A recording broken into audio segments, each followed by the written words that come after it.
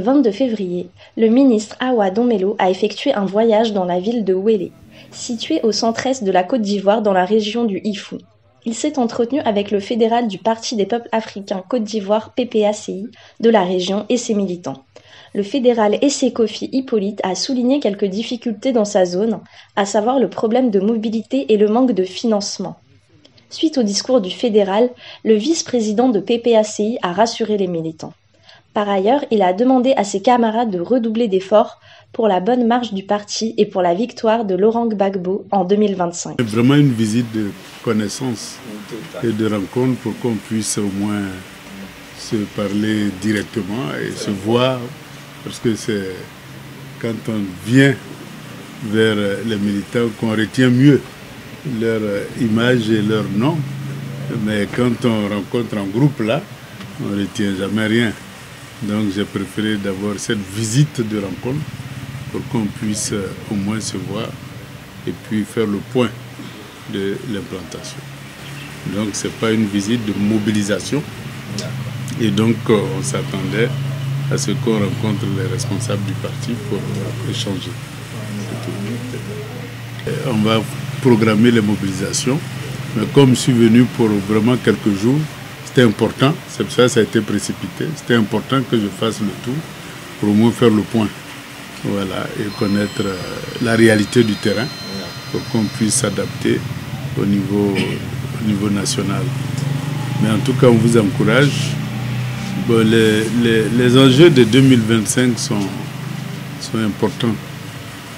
C'est décisif parce que, comme vous voyez, notre pays, on peut dire qu'il ne nous appartient plus. Non, pas du tout. Voilà. Ça, on peut dire. Il ne nous appartient plus. Et notre économie, ça ne nous appartient plus. Et donc, vraiment, on vit en marge de notre propre société. Voilà. Oui, parce que je suis parti dans certaines régions. Quand on vous décrit la situation, ça fait mal. Souvent, il n'y a que le terroir même du village qui appartient aux villageois. Mais toutes les parcelles agricoles ont été vendues, cédées, et même ils sont devenus, je veux dire, voilà, étrangers dans leur propre village. Voilà. Et ça fait mal quand même. Ça fait mal et nous pensons qu'en 2025, on doit pouvoir inverser cette situation. Comme vous le savez, ce n'est pas un combat facile parce qu'ils ont été installés par notre ancienne puissance coloniale. Et quand c'est comme ça, ils ont toute la force et la puissance militaire et diplomatique de l'ancienne puissance coloniale qui est derrière eux. Et puis, se sont appuyés sur les pays de la sous-région qui, combinés à l'ancienne puissance coloniale, sont venus s'imposer à la Côte d'Ivoire. C'était en train d'être bouleversé à notre faveur. Et les idées qu'on développait, qui étaient uniquement en Côte d'Ivoire, ont poussé un peu partout dans la sous-région, du Sénégal jusqu'au Burkina, en passant par le Niger et le Mali. Et donc je pense que nos idées ont commencé à gagner du terrain. Et en même temps que nos idées gagnent du terrain, il y a des pays qui nous rejoignent dans notre combat. Bon, eux, ils ont pris un peu d'avance sur nous, mais nous qui avions commencé, il faut qu'on termine en beauté le combat qui a commencé à prospérer ailleurs, sinon ce serait une symphonie vraiment inachevée. Voilà.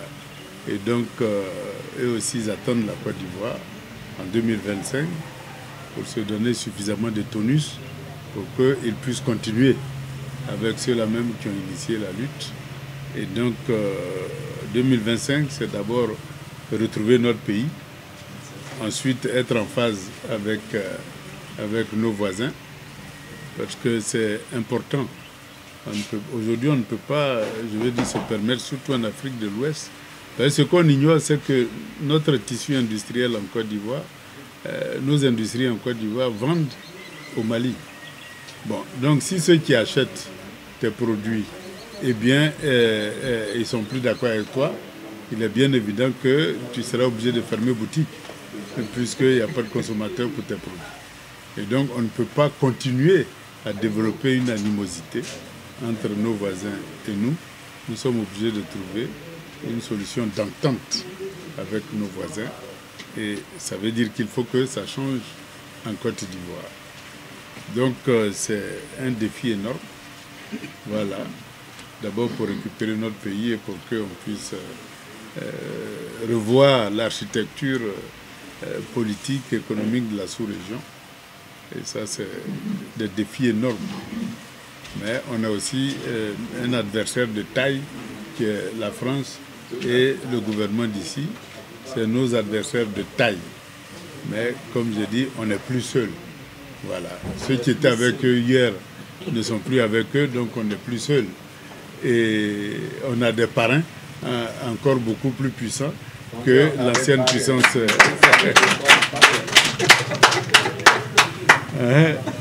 On a vraiment des partenaires beaucoup plus puissants. Donc on est à même aujourd'hui non seulement de gagner les élections, et comme le disait Adama Daiko, gagner les élections et gagner aussi le résultat des élections, parce que en Côte d'Ivoire on peut gagner les élections et puis perdre les résultats. Mais cette fois-ci, je crois que ça sera difficile pour nous. C'est pour ça le premier combat que nous menons, c'est vraiment que Laurent Gbagbo, qui a été l'initiateur de tout ce qui se passe aujourd'hui en Afrique, là, puisse être inscrit sur la liste électorale. Ce n'est que justice. Voilà. Et donc ce combat-là, c'est dans ça que nous sommes aujourd'hui. Nous menons ce combat-là pour que celui-là même qui a été, je vais dire, le concepteur de cette vision-là, puisse retrouver le chemin de la victoire en Côte d'Ivoire. C'est la seule condition pour modifier la donne. Et donc, Laurent Gbagbo a commencé à faire des tournées à Abidjan. Progressivement, il va atteindre l'intérieur du pays. Et donc, on doit se préparer à cette grande mobilisation-là pour que le gouvernement en face sache que ne faut pas qu'il croie que, parce qu'on a perdu le pouvoir, on est devenu faible. S'ils se rendent compte qu'on est fort, qu'on est toujours là, qu'on est incontournable, ils seront bien obligés de trouver une solution à notre problème pour qu'on soit partie prenante des élections de 2025 et qu'on puisse retrouver, je vais dire, le chemin du développement de la Côte d'Ivoire par les Ivoiriens, mais et pour les Ivoiriens surtout. Voilà. Donc voilà les enjeux de ce combat-là. Et nous devons donc diffuser ça autour de nous, sensibiliser nos parents pour dire que l'heure est venue, pour que la Côte d'Ivoire revienne aux Ivoiriens et qu'on puisse être la locomotive du changement qui se passe en Afrique de l'Ouest, mais aussi en Afrique en général. Et puis ne plus être absent parce que le monde est en train de se reconfigurer. Voilà. Le monde entier, sous la houlette de la Russie et de la Chine, le monde entier est en train de changer de visage. Bon, vous savez, après la Seconde Guerre mondiale, on n'a pas été présent à la table de négociation et donc on nous a donné un tuteur qui était un parrain qui était la France parce qu'on n'était pas présent. Voilà. Et cette fois-ci, il ne faut pas qu'on fasse vraiment qu'on soit absent encore, pour qu'on nous colle encore des tuteurs. Il faut que cette fois-ci on soit nos propres tuteurs et donc être au rendez-vous de ce changement fondamental qui est en train de s'opérer sous nos yeux. Il y aura forcément une nouvelle organisation, disons une nouvelle façon d'organiser la communauté internationale et nos préoccupations doivent être prises en compte.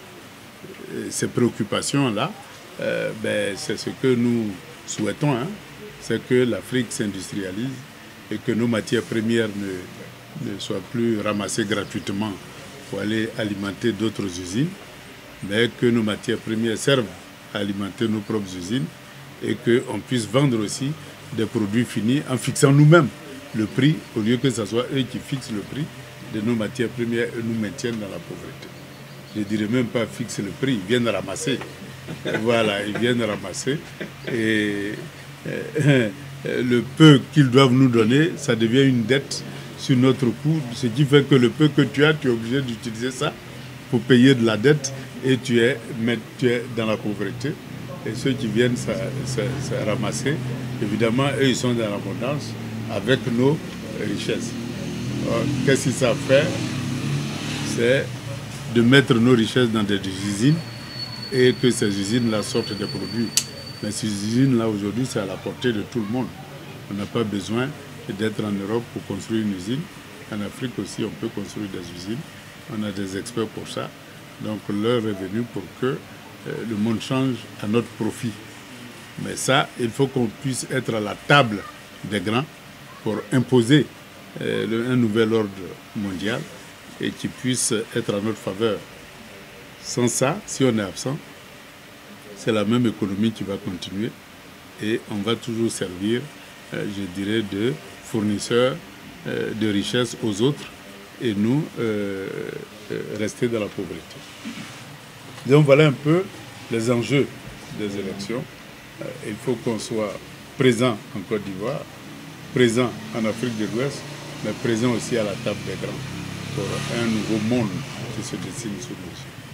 Donc voilà un peu les enjeux de ce nouveau monde-là. Et donc je suis venu pour qu'on puisse s'accorder sur l'essentiel et que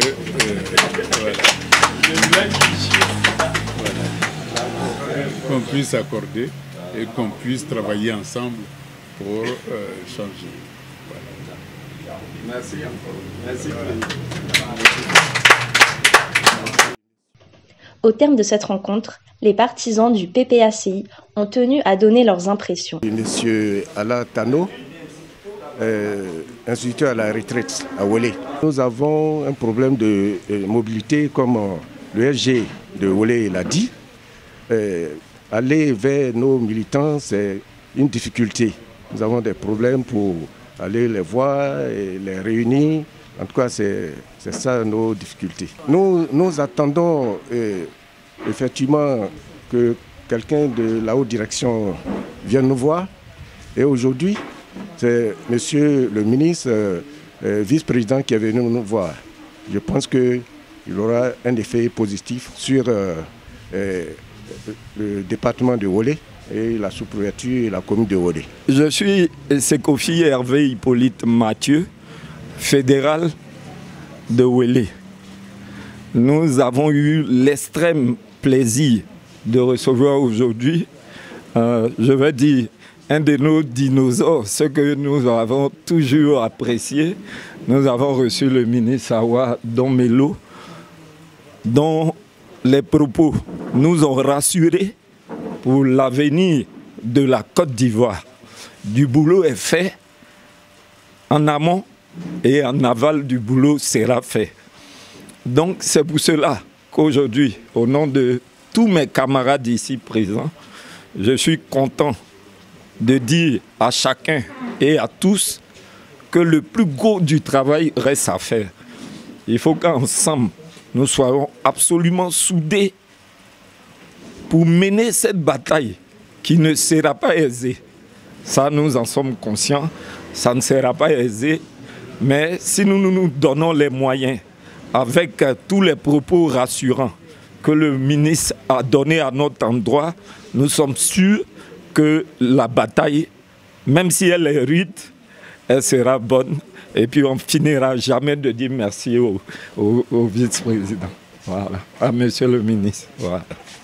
Merci à vous également de couvrir tous ces événements. Parce qu'au-delà de nous, il faut que ce soit propagé. Il faut que partout où on est, les gens aient la vérité, la réalité de notre situation socio-politique. Il y a des difficultés, il faut qu'on en sorte. Et puis, je pense que par la force de notre mobilisation, je pense que nous y arriverons. Encore une fois, merci au vice-président, à monsieur le ministre et sa délégation. Merci beaucoup à vous.